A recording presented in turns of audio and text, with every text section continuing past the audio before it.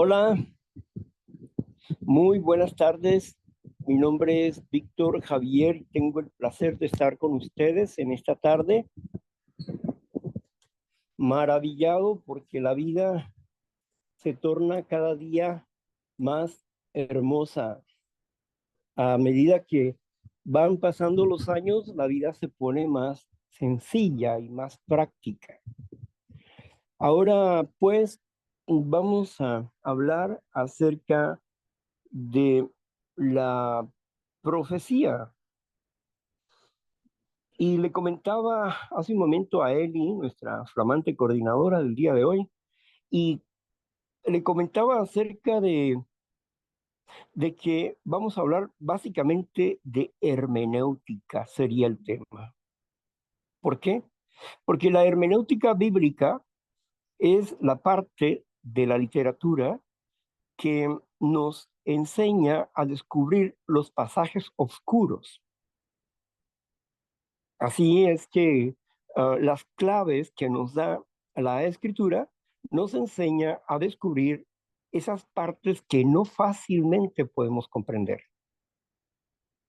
Hermenéutica viene de una palabra de cerrado, viene de Hermes, de cerrado, ¿verdad? De encriptonado, ¿verdad? Está encriptado un mensaje y necesitamos abrir ese mensaje y para esto necesitamos la hermenéutica como herramienta. Y aquí en la lectura que vamos a hacer de este libro a través de los domingos que sean necesarios, vamos a entender nosotros, vamos a llegar a comprender algunas claves importantes para comprender, para, para almacenar en nuestra mente lógica lo que los planes de Dios desde la perspectiva del futuro, es decir, lo que Dios está previendo para el futuro, lo que ha de venir. De eso estamos hablando, ¿verdad? Así que vamos a empezar con el prólogo. Por aquí nuestra compañera va a leer y en cuanto vea un punto donde tengamos que hablar, le pediré que haga una pausa para conversar sobre ese punto, ¿verdad? Para clarificárselos mejor según mi propia perspectiva, porque pues al final a lo mejor los confundo más, pero no, la intención es aclararles lo que estamos viendo, lo que estamos leyendo. Bueno, entonces, Eli, cuéntanos. Bueno, buenas tardes. Aquí estamos con toda la actitud, gracias a Dios. Y voy a empezar a leer el panfleto de la profecía bíblica, empezando por el prólogo, que dice así: desde el Génesis hasta el Apocalipsis, más de la cuarta parte de la Biblia es profecía. Pero, ¿qué es profecía y qué significa para nosotros, para nuestros amigos y seres queridos y para el futuro de nuestro mundo? La respuesta a esta pregunta no es asunto de especulación teórica y su interés no se limita a los religiosos aficionados. La profecía bíblica no es una idea imprecisa y cambiante, sino la revelación del Dios creador a los seres humanos con quienes trabaja para hacer cumplir su extraordinario plan para la humanidad y nuestro universo. Muchas profecías bíblicas ya se han cumplido y otras, muchas están por cumplirse. El acontecimiento más grande de la historia está profetizado para un futuro muy cercano. Es un acontecimiento que salvará al mundo de la destrucción total. No nos engañemos, el mundo necesita ser salvado. Muchos hombres y mujeres de Estado, científicos, economistas e intelectuales, hablan de un apocalipsis, de un Armagedón y del fin del mundo. El llamado reloj del juicio final, del boletín de los científicos atómicos. Es un recordatorio constante de lo cerca que está nuestro mundo de una devastadora medianoche nuclear de aniquilación del planeta.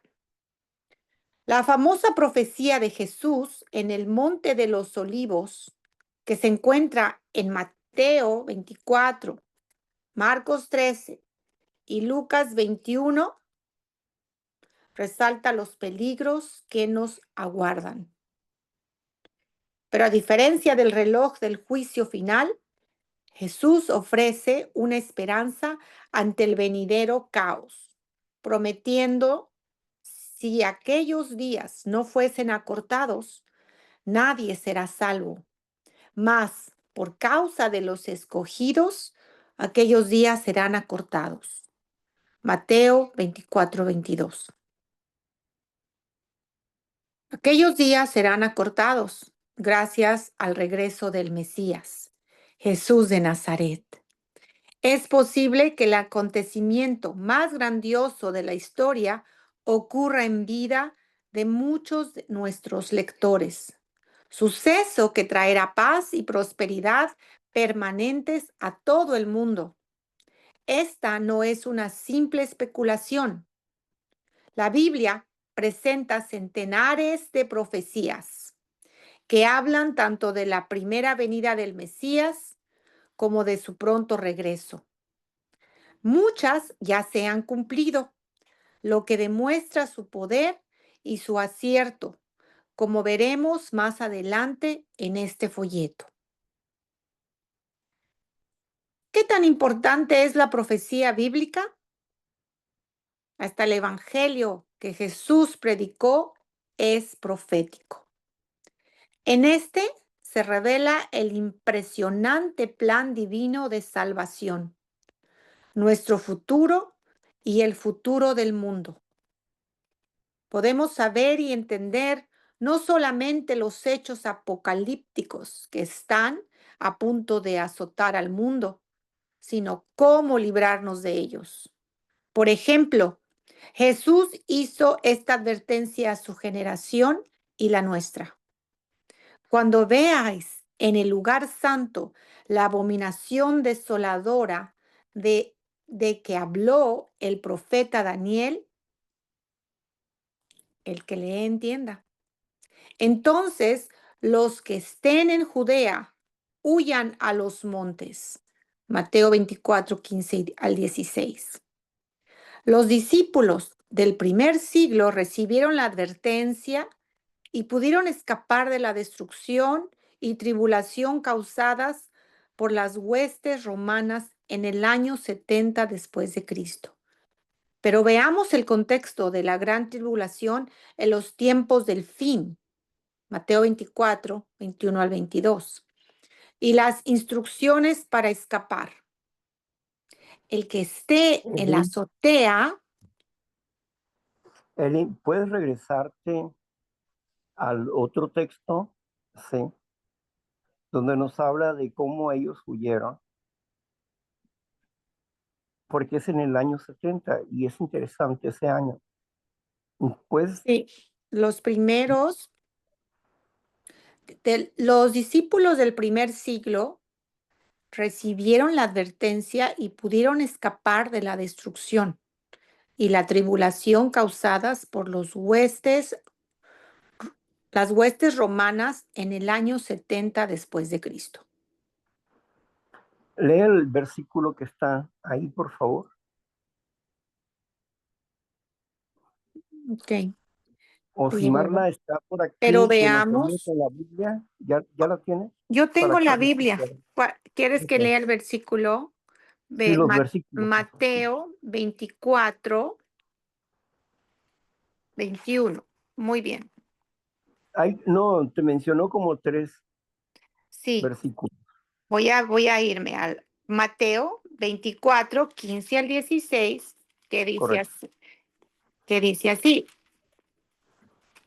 24, 15 al 16. Dice así: y será predicado este evangelio del reino en todo el mundo, para testimonio a todas las naciones, y entonces vendrá el fin. Por tanto, cuando veáis en el lugar santo la abominación desoladora de que habló el profeta Daniel, el que le entienda, entre paréntesis. Entonces los que estén en Judea huyan a los montes. Ahí es el versículo 24 del 14 al 16. ¿Quieres que ahora lea A Mateo ver, 24? estás hablando, mira, primero es el capítulo y luego son los versículos. Capítulo 24, Sí, versículos de, del 15 al 16. ok, del 15 son dos versículos. Son dos, perdón, son Ok. dos. Entonces, aquí habla de la abominación desoladora. ¿Qué significa abominación y desoladora? Cuando estamos hablando de abominación, estamos hablando de blasfemia. Y cuando estamos hablando de desoladora, significa destrucción. Que la presencia de alguna manera de Dios no está ahí, porque ha llegado un anticristo y ha tomado en poder a Jerusalén. Por eso dice, cuando venga la abominación desoladora. Esta misma profecía tiene que ver con la llegada de Tito, del general Tito de Roma, quien destruyó el templo de Salomón desde las rocas. Cuando Jesús dijo en su evangelio, destruyan ese templo y en 3 días lo restauraré, no estaba hablando del templo de Jerusalén, estaba hablando de su propio cuerpo. Pero ellos pensaban que era el templo, porque Jesús, cuando los discípulos le hablaron y le dijeron, mira cuán grandes rocas tienen los cimientos del templo. O sea, como diciendo, ¿quién puede destruirlos? Están tan fuertes y tan bien agarradas que ¿quién puede destruir eso? Sin embargo, Jesús le dijo que ninguna sola roca de las que están ahí iban a perdurar ahí, sino que iban a ser sacadas todas las rocas. Y cuando vino Tito y conquistó Jerusalén, destruyó el templo de Salomón completamente, desde los cimientos, cumpliéndose la profecía de Jesús, ¿verdad? Ahora sí, continuemos con la lectura. Muy bien. Ahora sí. Y dice así: los discípulos bueno, continuamos, pero veamos el contexto de la gran tribulación en los tiempos del fin. Y luego ahí viene Mateo 24, 21 y 22, que dice así: porque habrá entonces gran tribulación, cual no la ha habido desde el principio del mundo hasta ahora, ni la habrá.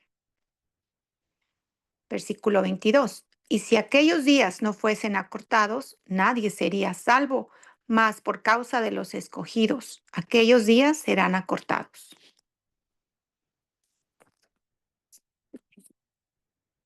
¿Continúo?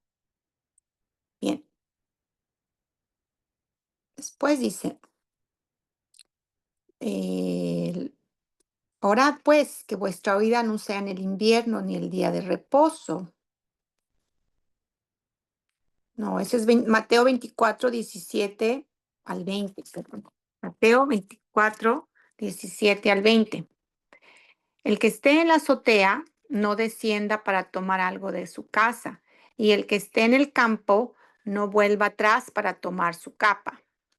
Más hay de las que estén encintas y de las que críen en aquellos días. Orad, pues, que vuestra huida no sea en el invierno ni en el día de reposo. Bien, ahí termina el versículo Mateo 24, 17 al 20. Continuó. La revelación amorosa de Dios para todos nosotros es un seguro para nuestra vida y futuro, siempre y cuando respondamos a sus instrucciones. La promesa de su reino venidero nos llena de alegría. Démosle gracias por su revelación a los seres humanos que son llamados a ser sus hijos. Así dijo Jesús a nuestro Padre Celestial. Mateo 11:25. Te alabo, Padre, Señor del cielo y de la tierra, porque escondiste estas cosas de los sabios y de los entendidos, y las revelaste a los niños. Los mensajes abundantes de los profetas de Dios en la Biblia pueden ser difíciles aún para los eruditos bíblicos. Bien, aquí podemos notar, ¿verdad?, que gracias a las personas escogidas por Dios, gracias a estas personas, es que el mundo no es destruido. Gracias a los elegidos. Por eso dice, no le diste este conocimiento a los sabios y a los entendidos, sino a los niñitos de pecho. Bueno, ahí no dice niñitos de pecho, ¿verdad? Pero Isaías sí. En la profecía que hemos leído de Isaías, habla acerca de este tema, de cómo nosotros somos niños, que necesitamos ser alimentados por mamá. ¿Y quién es mamá? La congregación. La cabeza es el Padre, Jesucristo, y la cabeza de Jesucristo es el Padre de Cristo Jesús. Entonces, necesitamos ser amamantados por sus palabras, por su leche no adulterada, exclama el apóstol Pedro. Deseen como niños la leche no adulterada, la palabra de Dios que esté limpia, clara, como agua para beber, como agua potable para la vida. Por eso es que el Señor Jesucristo, que dice, ustedes son la luz del mundo, ustedes son la sal del mundo. Y si la sal se pierde, no sirve más que para ser echada afuera y sea pisoteada por las personas. Que no perdamos nuestro sabor, que no perdamos el objetivo, porque sin tú darte cuenta, si eres un elegido de Dios, una elegida de Dios, por tu causa, y aunque el mundo te menosprecie, por tu causa este mundo no será destruido. ¿Te das cuenta de la importancia de llegar a ser discípulos elegidos por Dios? ¿Te das cuenta de lo importante que es esto? ¿Cómo es que este mundo se va a conservar por los elegidos de Dios? Que son la sal, lo que le dan sabor, lo que le dan la conservación al mundo, que son la luz que le da la visión de lo que ha de venir, de lo que fue, de lo que es y de lo que ha de venir. Es verdaderamente maravilloso poder entender que tu vida es muy valiosa para Dios. Al grado que por ti y todos los elegidos, esta tierra se sostiene. Si eso no te hace ser importante para Dios, entonces, ¿qué? Si comprendes a profundidad de este versículo y te apropias de él, de que como elegido de Dios, eres el sostén de esta época y de este mundo, y quizás seas la única luz que alumbre en tu casa con la verdad del Evangelio. Eres productividad sanadora y salvadora de un mundo en caos, en desorden, que va rumbo a la destrucción. Eres la esperanza del mundo, porque Dios nos ha hecho esperanza para este mundo. Piensa bien en esto que te hablo, para que te des cuenta de lo importante que eres para Dios.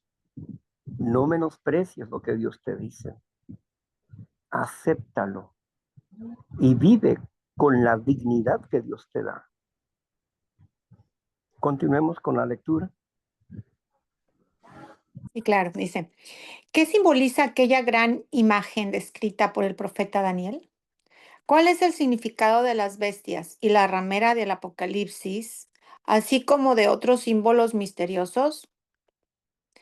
En lo que respecta a la profecía bíblica, ciertos principios demostrados abrirán el entendimiento para comprender el futuro del mundo, de la humanidad y del glorioso reino de Dios que vendrá. Los siguientes capítulos son esclarecedores para comprender los propósitos de la profecía y algunos de sus aspectos vitales para nosotros en estos años, inmediatamente anteriores al regreso profetizado de Jesucristo. Continuemos leyendo y que Dios nos ayude a buscar su verdad y revelación. Realmente lograremos entender la profecía bíblica. Y ahí termina el prólogo. Empezamos con el Bien, capítulo 1. hasta aquí el prólogo nos ha puesto en contexto de cosas importantes. Uno, la Biblia, el total de la Biblia es un 100%, desde el Génesis al Apocalipsis. Sin embargo, la Biblia contiene aproximadamente un cuarto de ella es profecía. Regularmente se nos llaman profetas porque hablamos de profecía, de lo que ha de venir, de lo que fue, de lo que es y de lo que ha de venir. ¿Por qué lo que ha de venir? Porque Jesucristo habló con profecía. Habló de lo que iba a suceder, como lo del templo, que verdaderamente se dio a conocer. Habló de la profecía de su propia crucifixión. Habló proféticamente de su resurrección, como de su venida. Habló de la profecía de la llegada del Espíritu de Dios a la vida de los demás, bautizándolos en fuego, como lo profetizó San Juan Bautista. Entonces, podemos entender que Jesucristo habló con muchas profecías al respecto. Y hay profecías que aún no se cumplen, como la resurrección. La resurrección de los justos, los muertos en Cristo resucitarán primero. Esto no se ha cumplido y por eso es que no hay nadie en ningún lugar y que todas las vidas están suspendidas hasta la llegada del Señor Jesús, donde seremos transformados en seres espirituales. Esto es una profecía, sin duda. Por eso es importante que nosotros estemos atentos a las profecías, porque un pueblo sin profecías muere. Necesitamos tener esperanza. En un mundo lleno de caos, vemos hoy en día los enfrentamientos que tienen las naciones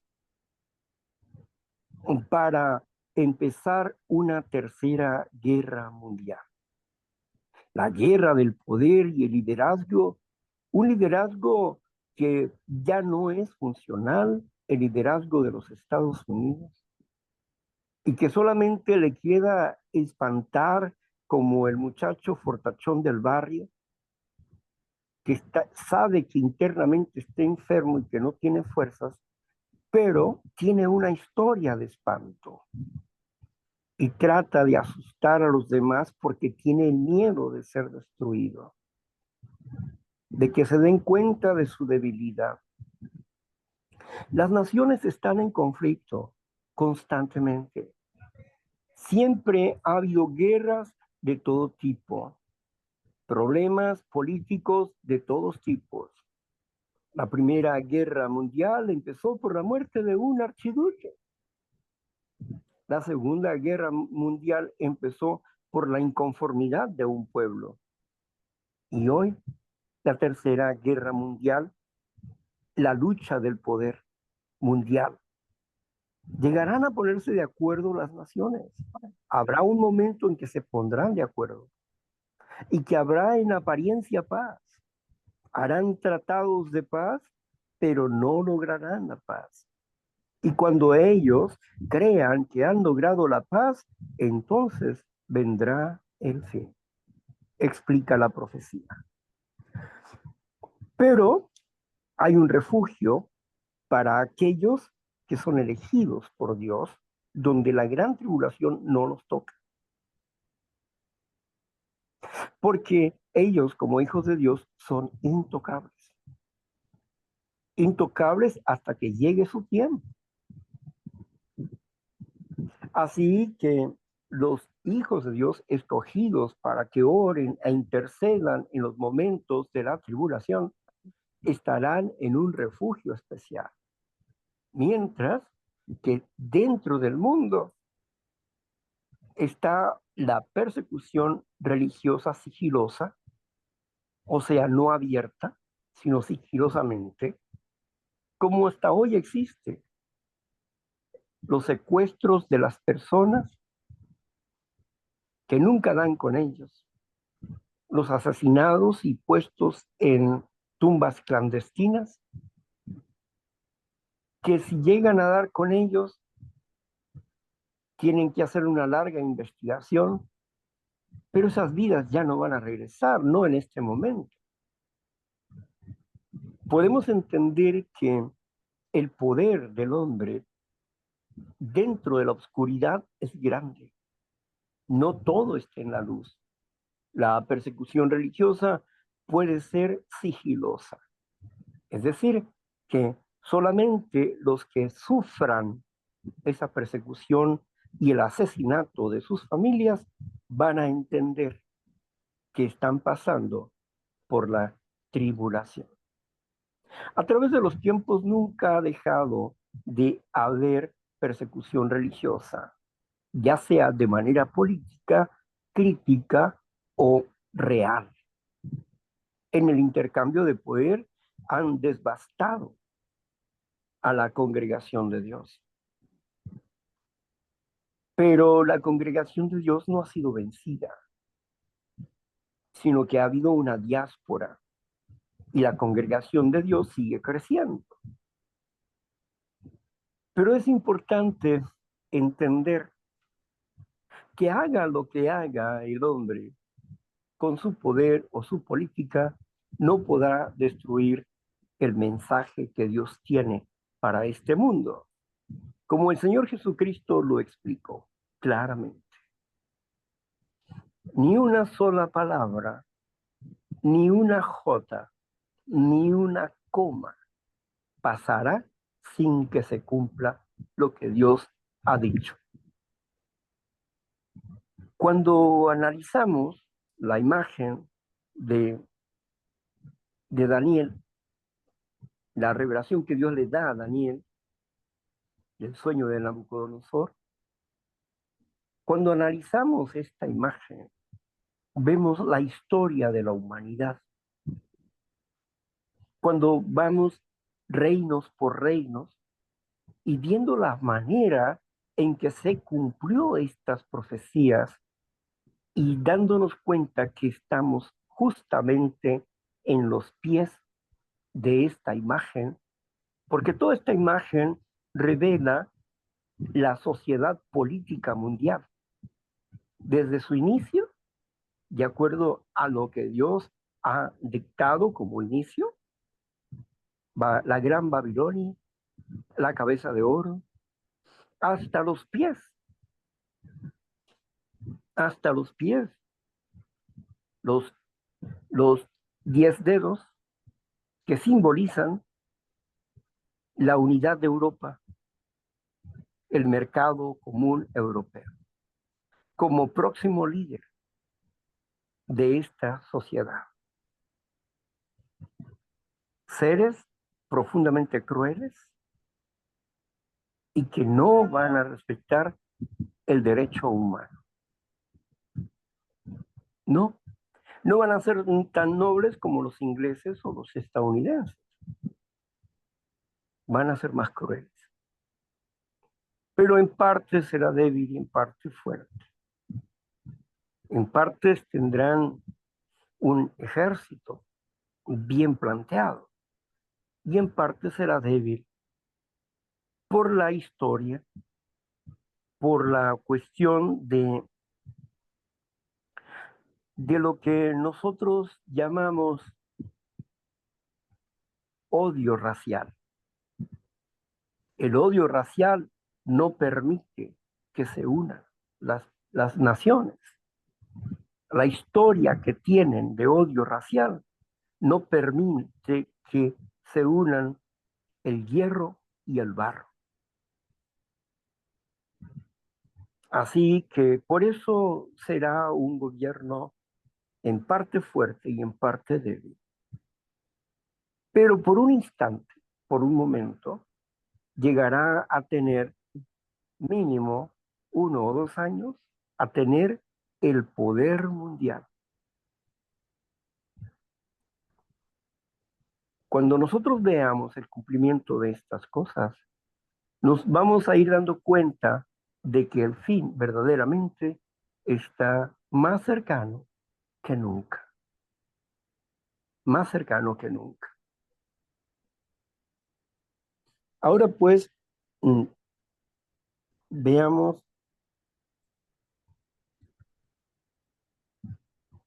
empecemos con el capítulo primero. Muy bien. Capítulo 1. Propósitos de la profecía bíblica. De la profecía bíblica se ha dicho que es historia escrita con anticipación. Aunque esta afirmación es correcta, la profecía bíblica es mucho más. Comprender lo que es y lo que anuncia de antemano nos brinda no solamente noticias por adelantado, graves pero animadoras, sino que nos permite apreciar más profundamente el plan divino de salvación para toda la humanidad. Hay quienes pretenden desligar la profecía del plan divino de salvación, pero resulta imposible hacerlo dentro de la verdad. Para entender mejor la profecía, veamos primero lo que no es. El Unger's Bible, Unger's Bible Dictionary. El diccionario Unger dice: la profecía no tiene por intención abrir el futuro ante la curiosidad ociosa, sino que su fin es más elevado: proveer luz a quienes cuya fe requiere confirmación. ¿Necesitamos confirmar la fe?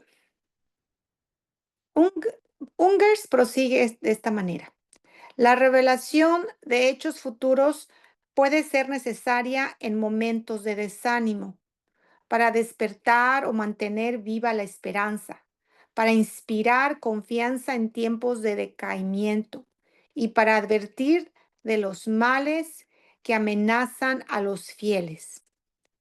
Las predicciones contra Babilonia, Tiro, Egipto, Nínive y otros reinos se dieron al pueblo de Dios para consolarlo con la revelación del destino de sus enemigos.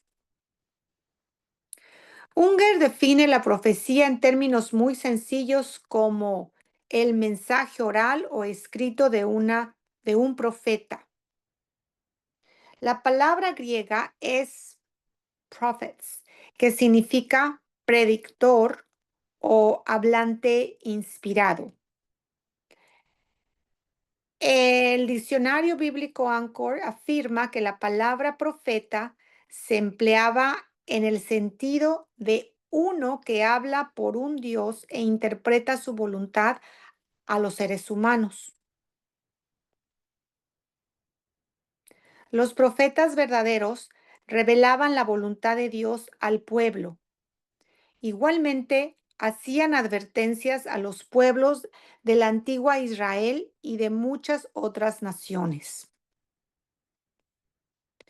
Por ejemplo, tras la muerte del sacerdote Joiada, la nación de Judá abandonó al Dios verdadero y se fue tras el culto a los ídolos.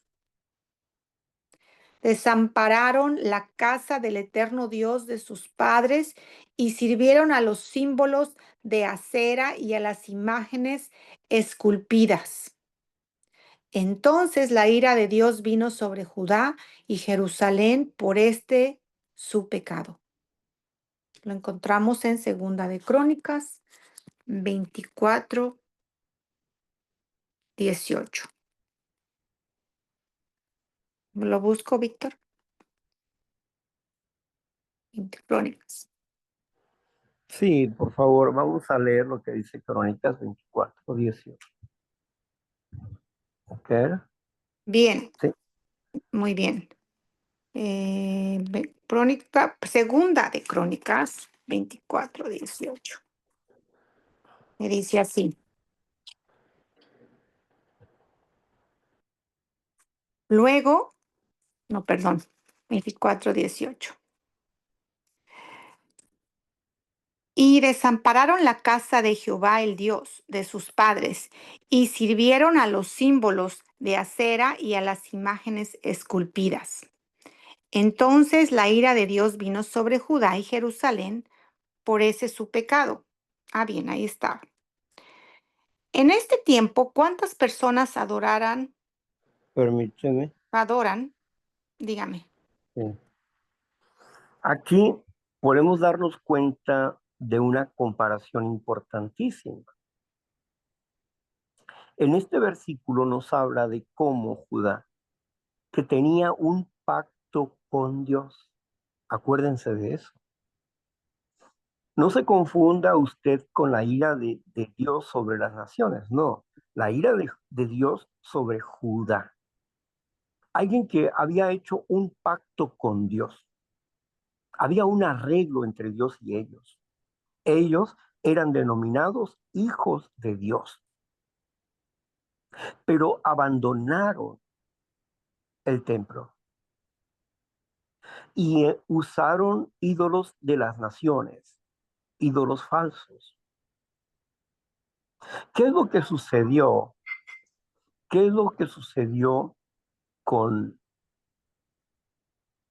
con el ángel caído? ¿Qué fue lo que él hizo? Leamos Judas, versículo 6. Judas, versículo 6. Judas, versículo 6.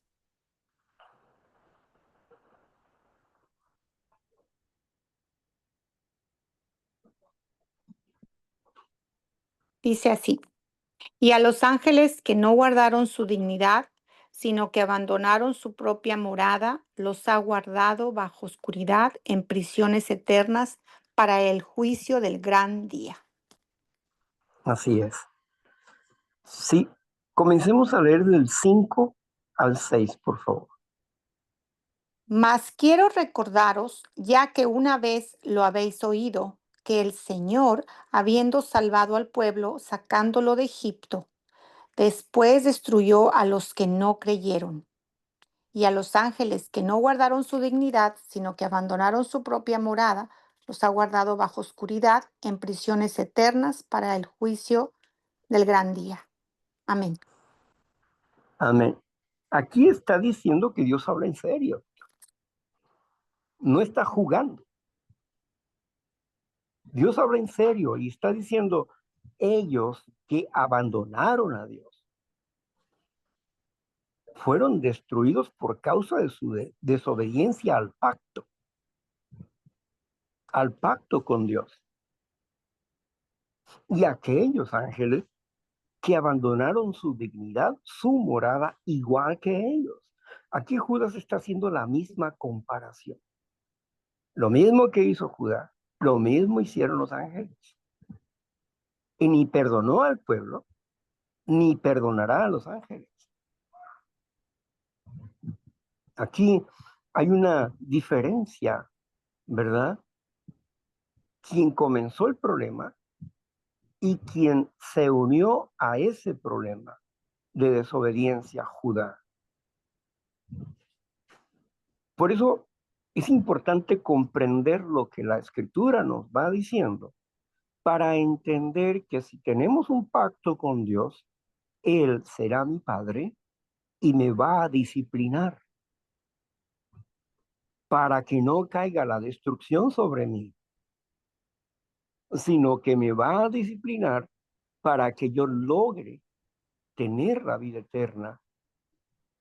Me va a disciplinar para que yo entre al camino, para que no me salga del camino, porque me ama. Sí tengo un pacto con Dios. Y si no tengo un pacto con Dios, pues voy a ser como cualquiera otra persona. Y voy a sufrir como cualquier otra persona. Pero no va a haber un propósito de transformación, de eternidad, de esperanza, de santidad, de gozo eterno. Por eso es importante que aprendamos a tener una palabra segura con Dios. Con Dios no andamos con medias tintas, ni jugamos con Él, en el sentido de que si hacemos un pacto, vamos a buscar seguirlos firmes, con serenidad y fe, creciendo en el amor que le tenemos a ese Dios amoroso, generoso, misericordioso, con planes que sobrepasan la imaginación humana. Sigamos con la lectura, por favor. Muy bien. Ahora viene la pregunta.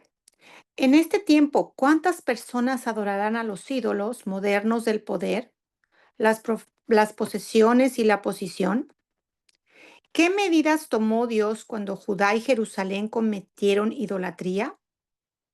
Y luego viene Segunda de Crónicas 24:19, que dice así: les envió profetas para que los volviesen al Eterno, los cuales les amonestaron, mas ellos no los escucharon. Finalmente, por su maldad, Dios envió el reino de Judá al cautiverio bajo el imperio babilónico. Escuchemos las advertencias de Dios para nosotros. La palabra divina, la Santa Biblia, nos da profecías y advertencias serias y debemos escucharlas. Los profetas eran mensajeros de Dios que traían sus instrucciones y revelación. Unger hace el siguiente comentario sobre la función de los profetas. El elemento predictivo era parte frecuente del contenido del mensaje del profeta, pero no es el único elemento. Los profetas aparecen a menudo como reformadores sociales y políticos, que estimulan a los predicadores de justicia y a los predicadores del reavivamiento religioso. Además, según la ocasión, de ser predicadores de juicios o bendiciones. El mensaje del profeta siempre era religioso y espiritual, puesto que anunciaban la voluntad de Dios para los pueblos y llamaba a la obediencia total.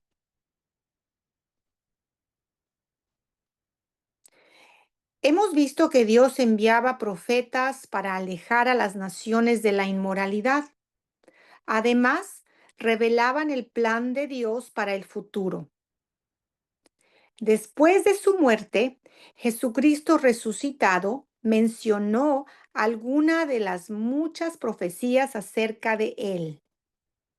Les dijo: estas son las palabras que os hablé, estando aún con vosotros, que era necesario que se cumpliese todo lo que está escrito de mí en la ley de Moisés, en los profetas y en los salmos. Entonces les abrió el entendimiento para que comprendiesen las escrituras. Eso lo encontramos en Lucas 24:44 al 45. Estas escrituras eran lo que ahora llamamos el Antiguo Testamento, pero que estaba organizado en 3 divisiones.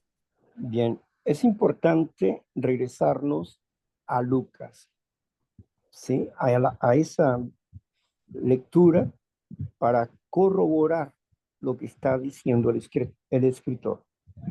Sí, ahí está. Estas son las palabras que os hablé, estando aún con vosotros, que era necesario que se cumpliese todo lo que está escrito de mí en la ley de Moisés, en los profetas y en los salmos. Bien, continuemos. Bien, dice, la ley, los profetas y los escritos, el libro de los salmos es el primer libro de los escritos. Jesús resaltó la importancia de la profecía bíblica en la predicción de su primera venida y, y su calidad de Mesías. Muchas profecías del Antiguo Testamento también predicen su regreso. La profecía es parte del fundamento de la iglesia del Nuevo Testamento. Como dijo el apóstol Pablo: ya no sois extranjeros ni advenedizos, sino conciudadanos de los santos y miembros de la familia de Dios, edificados sobre el fundamento de los apóstoles y profetas, siendo la principal piedra del ángulo Jesucristo mismo. Ese versículo que acabo de leer es Efesios 2:19 al 20. Hemos leído que el fundamento de la iglesia son los apóstoles y profetas, siendo la principal piedra del ángulo Jesucristo mismo. ¿Inspiró Dios a estos profetas? ¿Qué dice la Biblia? El apóstol Pedro había visto el cumplimiento de la profecía. Había visto a Cristo resucitado y escribió: tenemos también la palabra profética más segura, a la cual haces bien estar atentos como a una antorcha que alumbra en lugar oscuro, hasta que el día esclarezca y el lucero de la mañana salga en vuestros corazones. Entendiendo primero esto, que ninguna profecía de la Escritura es de interpretación privada, porque nunca la profecía fue traída por voluntad humana, sino que los santos hombres de Dios hablaron siendo inspirados por el Espíritu Santo. Esto encontramos en 2 de Pedro 1, 19 al 21. El Dios, creador. Bien, podemos entender entonces que Dios inspira y que nos enseña acerca de lo que ha de venir para que nosotros estemos prevenidos, para que nosotros tengamos una esperanza fuerte en la realidad divina, en la realidad de Dios. Así como existen profetas reales provenientes de Dios, existen profetas falsos. que tergiversan la palabra y que dicen que Dios les habló cuando Dios no ha dicho nada. Nosotros necesitamos corroborar la palabra de manera constante en lo que Dios dice. ¿Quién es un profeta y qué es la profecía? Dos preguntas que se respondieron aquí en este análisis. ¿Quién es un profeta y qué es la profecía? El profeta es el hombre inspirado por Dios para hablarle a las personas de los deseos de Dios. Pero ese es el profeta. Y la profecía es la palabra dicha por Dios para el mundo, primordialmente para su congregación. Hay una profecía para el mundo y hay una profecía específica para la congregación de Dios, que la llena de fortaleza y esperanza ante la destrucción y el desánimo de las naciones. Porque entendemos que todas esas cosas se tienen que cumplir para que venga el ajuste que necesitamos como sociedad humana, que necesitamos para que se acabe con todo aquello que el hombre no puede exterminar. El homicidio, la mentira, el adulterio, el asesinato, homicidio, dije, ¿verdad? El asesinato de personalidades y todos esos males que el hombre con su justicia no puede exterminar porque su propia justicia es corrupta e injusta. Pero la justicia de Dios es perfectamente clara y es inconmovible. No se le puede chantajear, no se le puede dar, como vulgarmente dicen, una mordida para que cambie. No se le puede convencer cuando Dios está decidido a hacer una situación, no se le puede convencer. Cuando Dios envía una advertencia, podemos cambiar y la advertencia cambia, pero no se le puede convencer de romper sus propias reglas, su propia posición para darnos a nosotros un capricho o un deseo personal. No se le puede corromper. Es perfecto y puro, incorruptible. Así que el pueblo de Dios tiene que lograr ser incorruptible. A través del tiempo ha habido muchos mártires que fueron incorruptibles y no se dieron a las posturas políticas de transgresión al nombre de Dios. Y que por ellos hoy nosotros estamos aquí, hasta el día de hoy, con una libre expresión religiosa. Pero que vendrán tiempos en que no podremos expresarnos con libertad, no como un pueblo. Tendremos que escondernos, porque la puerta de la gracia se ha cerrado. Y entonces viene una discusión entre Dios y las naciones. Pues levantará dos profetas que van a discutir con las naciones y van a cumplir las trompetas y las copas que serán derramadas sobre las naciones. Dios es un Dios amoroso y de bondad, es un Dios de vida, pero quiere que nosotros aprendamos una lección real, que Dios no tolera la maldad. Y Dios no quiere que ninguna persona perversa sea eterna. Primero porque su vida es inútil y destructiva. es malo para sí mismo y malo para otros. Y Dios no quiere eso.